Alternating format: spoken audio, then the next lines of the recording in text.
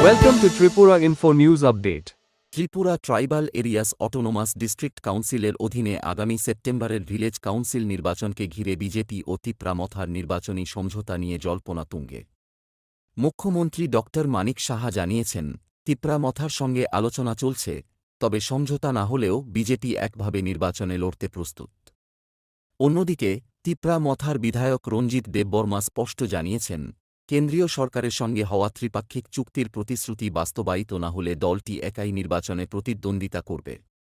এদিকে বিরোধীদের অভিযোগ, ৮.৫ বছরের বেশি সময় ধরে ভিলেজ কাউন্সিল নির্বাচন না হওয়ায় এডিসি এলাকার গণতান্ত্রিক প্রতিষ্ঠানগুলো ক্ষতিগ্রস্ত হয়েছে।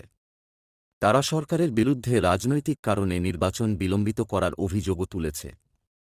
ফলে আসন্ন নির্বাচনে বিজেপি ও তিপ্রা মথা জোটবদ্ধভাবে নাকি আলাদাভাবে লড়বে, তা ত্রিপুরার উপজাতীয় রাজনীতির অন্যতম গুরুত্বপূর্ণ ইস্যু হয়ে উঠেছে। শুনে নিন মুখ্যমন্ত্রী এ ব্যাপারে কি বলছেন। এখানে কি আপনারা এবার আলাদা করে লড়াই করবেন নাকি তিপ্রা মথার সঙ্গে জোট? আরেকটা কোশ্চেন হচ্ছে, স্টেট কমিটি বিজেপি এখনো ঘোষণা হয়নি, কবে নাগাদ হচ্ছে? সময়ে কথা বলবে, হয়ে যাবে, সব কিছুই হচ্ছেও সব।